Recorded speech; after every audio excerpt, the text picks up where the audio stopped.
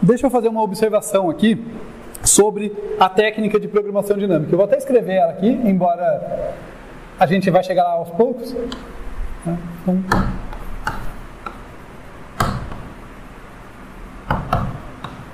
quando a gente vai falar de programação dinâmica, uma coisa central é a famigerada subestrutura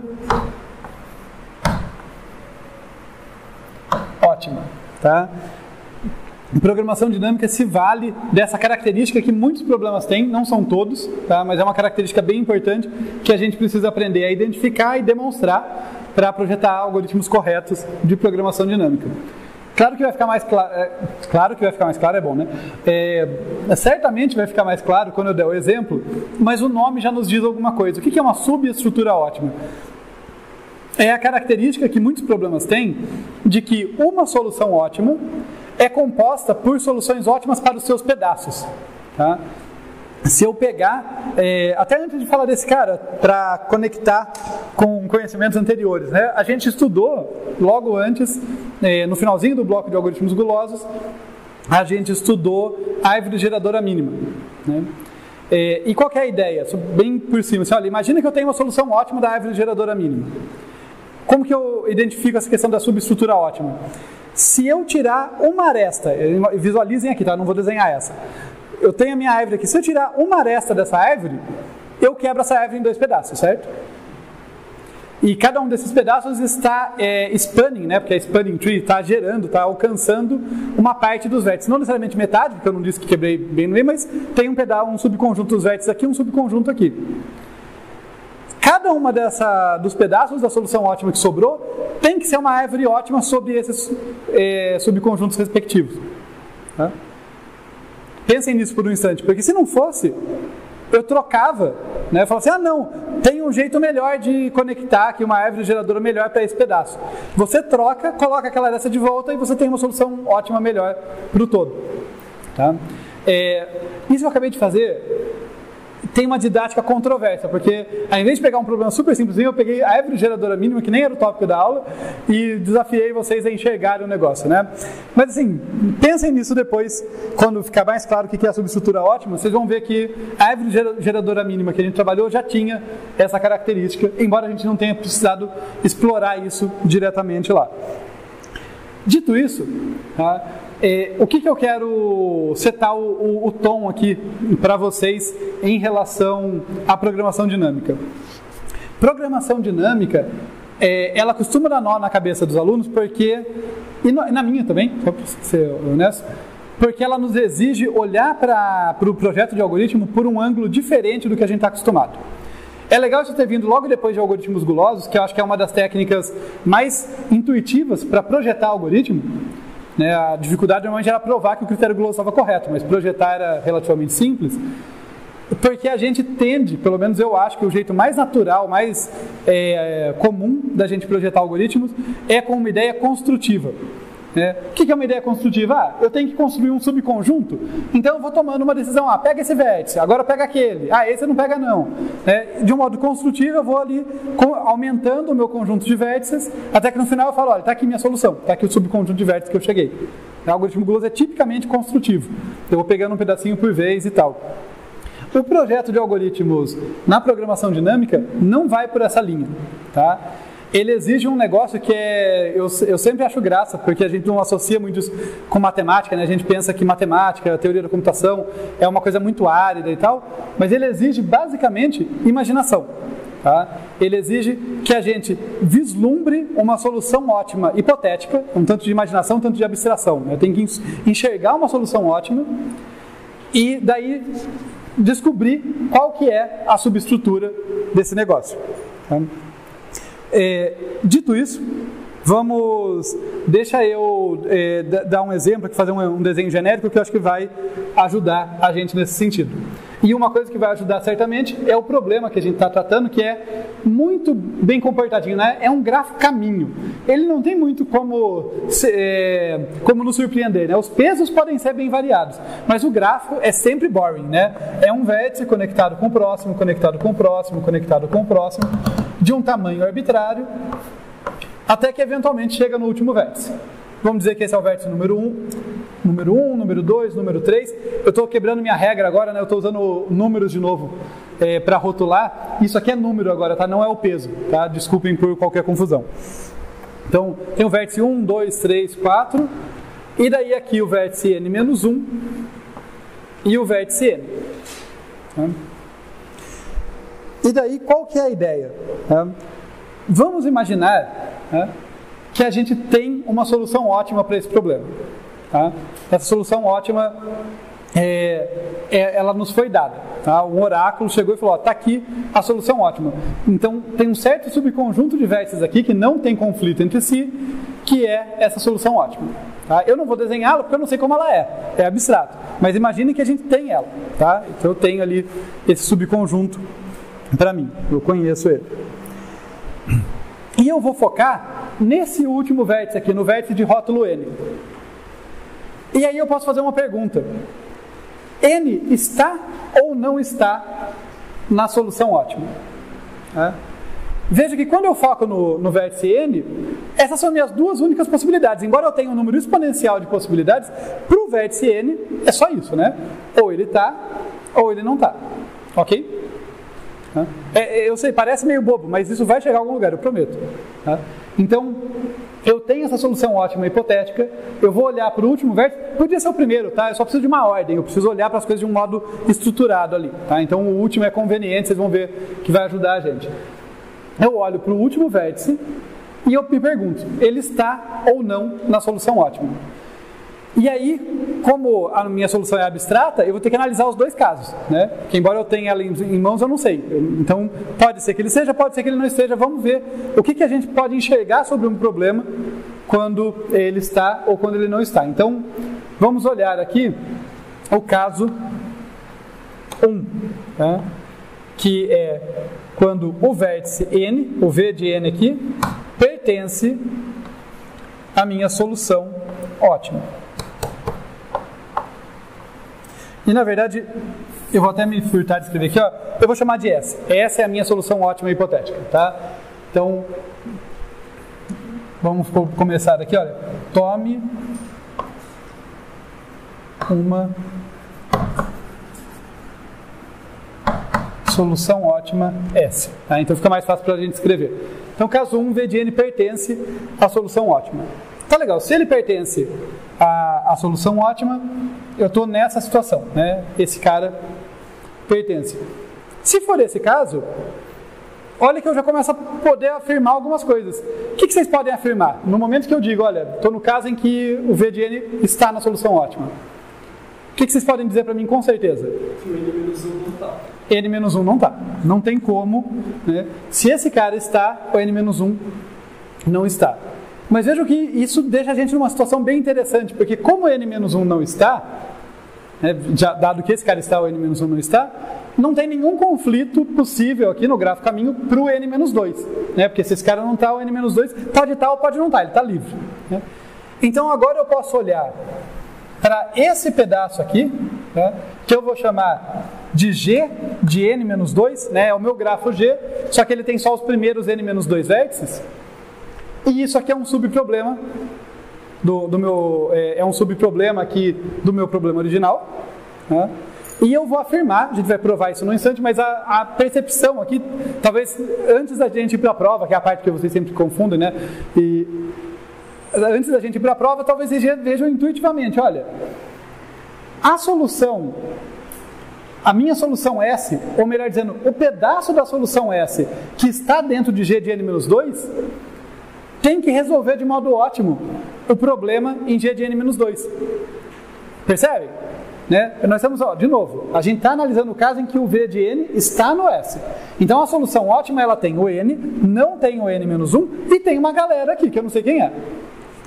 Necessariamente, e isso que é a subestrutura ótima, necessariamente a solução ótima S, ela é composta, nesse caso, pelo N, mais a solução ótima desse grafo menor. Não é qualquer solução lá, é a ótima. E isso pode parecer uma coisa óbvia, mas isso é super importante, porque isso significa que na hora que eu for compor a solução do G de N, eu não preciso me preocupar com todas as 2 elevado a N menos 2 soluções que eu posso construir aqui. Só preciso me preocupar com a ótima. Se eu tiver a ótima daqui, eu consigo compor a ótima lá. Ok? Isso vai facilitar pra caramba a construção da minha solução, e vocês vão ver o reflexo disso na eficiência do algoritmo. Mas como eu disse, isso tem que ser provado, tá? Então a gente vai fazer a demonstração de que essa propriedade está correta. Então eu estou supondo que, olha, que N pertence a S, e eu quero mostrar, o que eu quero mostrar? Deixa eu afirmar isso com clareza, né? Vamos lá, provar que a minha solução, vamos chamar ela de S duas linhas aqui, tá?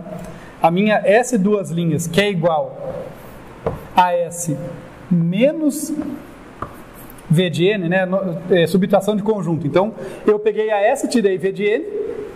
Essa S duas linhas aqui, ela é um subconjunto do G de N menos 2, concorda? Porque o único vértice fora disso que ele tinha era o N, no meu caso aqui, né? Então, quando eu tiro, esse cara aqui é uma solução ali. Mas eu vou afirmar que ela não é só uma solução qualquer. Eu vou falar que ela é a ótima do G de N menos 2. Tá? Então, provar que S duas linhas é ótima em G de N menos 2. E adivinhem qual técnica eu vou usar para provar isso agora. Eu quero provar que isso é verdade, eu vou supor por absurdo que não é, porque parece que eu só conheço essa técnica de prova, né? Então, por absurdo, vamos supor que não tem subestrutura ótima. Vamos supor que a solução ótima do G de N menos 2 é alguma outra, tá? Então, por absurdo, por absurdo, vamos supor que tem um S estrela aqui, que é ótima em G de N menos 2, tal que o peso de essa estrela é maior do que o peso do meu S duas linhas que eu defini aqui. Tá? Então eu estou supondo que é esse o caso. E agora como que eu vou construir o meu absurdo? É com a intuição que a gente já falou, né? A intuição é, opa, se não fosse, né? Se a minha S duas linhas não fosse ótima, tivesse uma outra que fosse, eu poderia pegar ela, juntar com o N e ter uma solução melhor para o problema original, né? E é isso que eu vou fazer, tá? Eu vou mostrar que é um absurdo existir essa S estrela que tem peso maior do que o S duas linhas, compondo justamente isso. Então, vamos pegar o seguinte, olha, qual que é o peso de essa estrela unido com V de N, tá? Primeiro percebam, isso é uma solução viável, né? Porque essa estrela é uma solução do G de N menos 2, portanto não pode ter o N menos 1, portanto não tem ninguém que possa conflitar quando eu adiciono o N. Então esse cara unido com V de N, beleza, solução viável, uma solução candidata possível. Tudo bem? Lembrando, o que eu quero fazer com isso aqui? Eu quero mostrar que isso aqui vai ser melhor do que a minha ótima, tá? Do que a minha ótima S estrela, do que a minha ótima S aqui, tá? E com isso eu vou chegar no meu absurdo. Então, pega isso aqui, S estrela união V de N. Isso aqui é igual a quê, gente? Como na minha função objetivo, eu estou simplesmente somando os pesos dos vértices que estão na solução, isso aqui nada mais é do que o peso de S estrela mais o peso de V de N. Mas eu supus, por absurdo, que o peso de essa estrela é maior do que o peso da S duas linhas. Então isso aqui é maior, usando aquilo lá, que S duas linhas mais o peso de V de N. Mas o que era S duas linhas? Era justamente S tirado V de N. Então isso aqui é W de S sem V de N, só que depois somado com V de N, né? Tira V de N e adiciona V de N. Veja que eu estou no caso, isso é importante, tá? Eu estou no caso que o V de N está em S, então isso aqui não é uma exclusão vazia. Isso aqui de fato estava tirando V de N e aqui está adicionando, um cancela o outro, tá? Então isso aqui é o peso de S. E daí a gente chegou num absurdo, né? Quer dizer, Se existisse essa S estrela que era melhor do que a minha S duas linhas no G de N-2, isso significava que a minha S não era ótima, significava que eu conseguia construir essa solução que era melhor do que a S contradição. Chegamos. Contradição com S ser ótima em G, tá? No grafo original. Tudo bem, gente? Então aqui a gente provou um caso da subestrutura ótima. A gente mostrou que quando N está, vale a subestrutura ótima. A gente vai ver de modo muito semelhante que quando ele não está, também vale. Tá? Mas esse foi um dos casos. Então, deixa eu apagar ali e eu faço com outra cor sobre o mesmo desenho.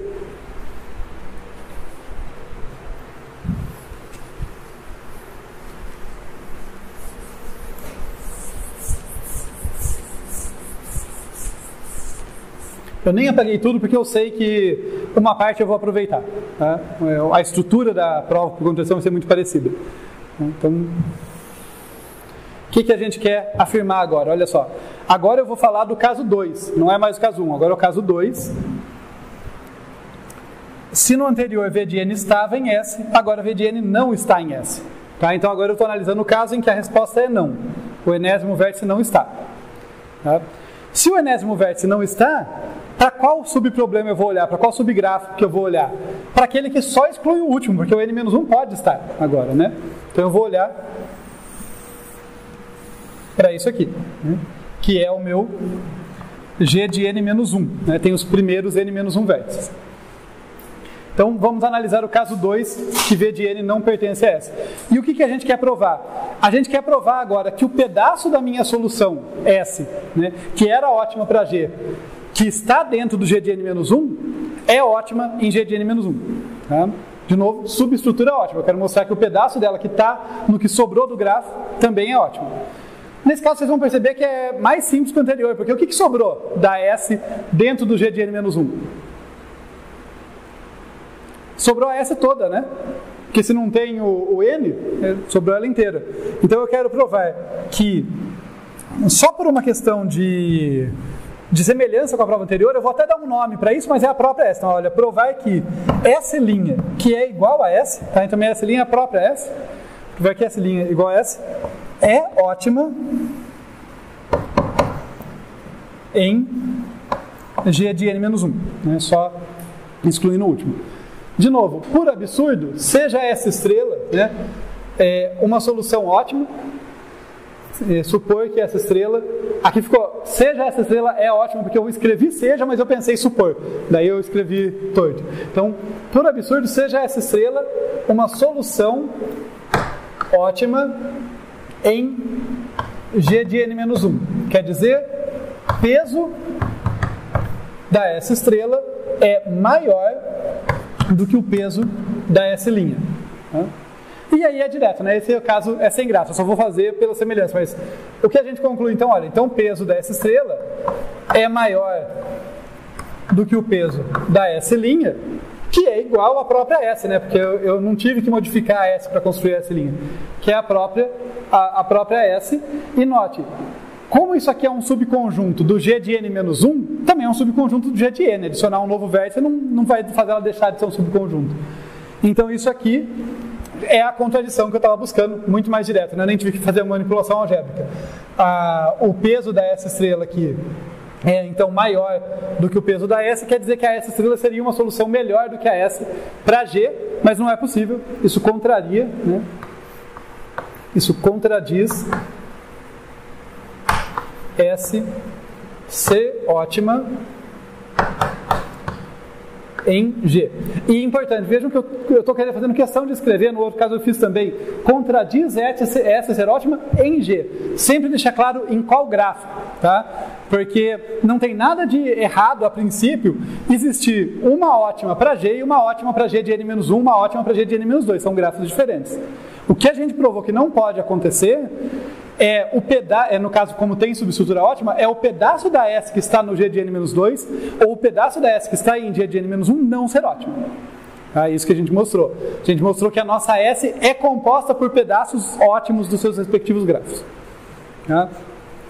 E até aqui é uma coisa bem matemática, como eu falei, né? Imaginação com abstração aqui, imagina uma solução e daí a gente começa a trabalhar em cima dessa solução hipotética, essa solução ótima hipotética. Mas o que a gente vai ver agora é o impacto algorítmico que isso tem, tá? Porque isso aí nos sugere uma recorrência.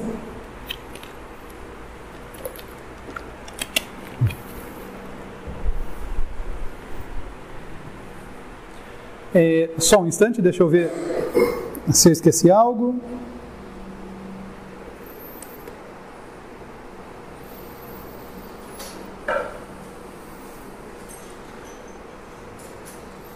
Não esqueci, já vamos avançar. Deixa eu só fazer uma observação. É a primeira vez nesse curso que eu estou apresentando um algoritmo de programação dinâmica para vocês. Programação dinâmica dá um certo nó na cabeça mesmo, tá? Como eu falei, a gente está muito mais acostumado a projeto construtivo, né? Eu vou pegando um pedaço, depois outro.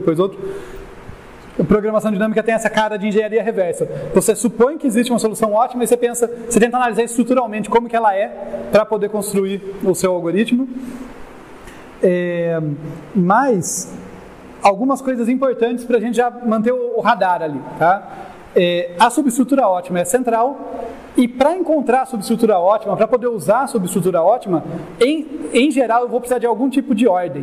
É por isso que essa escolha didática, né, de pegar um problema super abrangente e muito difícil, né, que não caberia aqui no caso geral dele, restrito a caminhos. Porque um grafo caminho ele tem uma ordem muito fácil de estabelecer. Vejam que essa argumentação que eu fiz aqui seria muito complicada de fazer se eu não tivesse essa tranquilidade de ser um caminho, né? É o fato de que é um grafo caminho que me permite olhar e falar, olha, se o n está, o n-1 não está.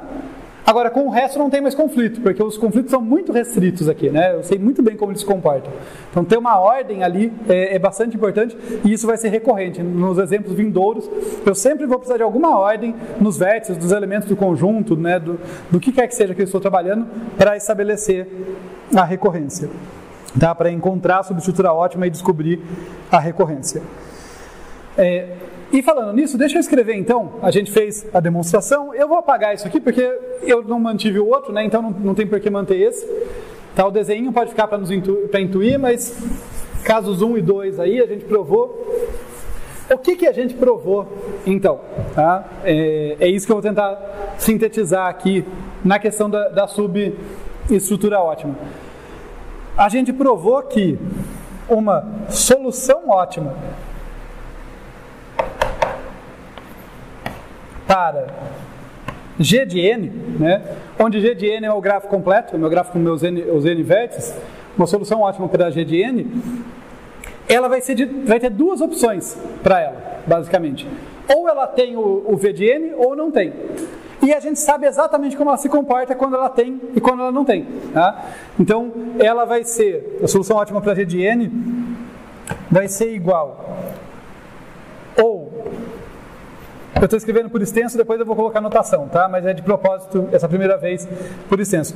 Ou ela vai ser a solução ótima para G de n menos 1, né? É o caso em que o n não está, então, o que é o melhor que eu posso fazer? Se o n não está, vai ser, eu pegar a solução ótima para o gráfico que tem só os n menos 1 primeiros vértices. Ou então, ela vai ser a solução ótima, né, é o caso em que n está, a solução ótima para G de n menos 2, mais o peso de V de n, que daí é o caso em que n está. Concordo? Foi isso que a gente mostrou? Como a gente mostrou que nas duas situações, quando n está ou não está, tem subestrutura ótima, quer dizer que a solução ótima para o grafo inteiro é composta por uma de duas soluções ótimas para subproblemas. É um desses dois casos. E embora eu não tenha bola de cristal, porque até agora era um exercício de imaginação, supõe que é a ótima. Se eu estou supondo que é a ótima, é tipo o gato de Schrödinger aqui, né? Se eu estou supondo que ela existe, meio que assim, se eu pudesse olhar, se eu soubesse de fato qual é essa solução, eu olharia, se tem o n, é esse caso, se não tem, é esse caso. Eu poderia adivinhar, mas eu não sei, isso aqui foi só um exercício de abstração, eu não sei de fato. Só que eu sei que eu estou procurando a solução com maior valor. Então basta eu computar as duas e pegar a maior. Vejam que é bem óbvio, depois que a gente fala, mas vejam como isso salva a gente, né? Eu estava fazendo um exercício de abstração. Se tiver o N eu faço assim, se não tiver eu faço assado. Mas no fim eu não preciso saber se tem ou não tem. Eu posso analisar as duas situações e daí eu simplesmente pego a que tiver o maior valor. Então a solução ótima para G de N vai ser o max entre o que está em cima e o que está embaixo. Certo? E isso vai chamar a atenção para a gente, vai sugerir para a gente, melhor dizendo, um algoritmo recursivo. Tá? Porque basicamente eu estou dizendo que eu consigo construir essa solução a partir da solução desses dois subproblemas aqui.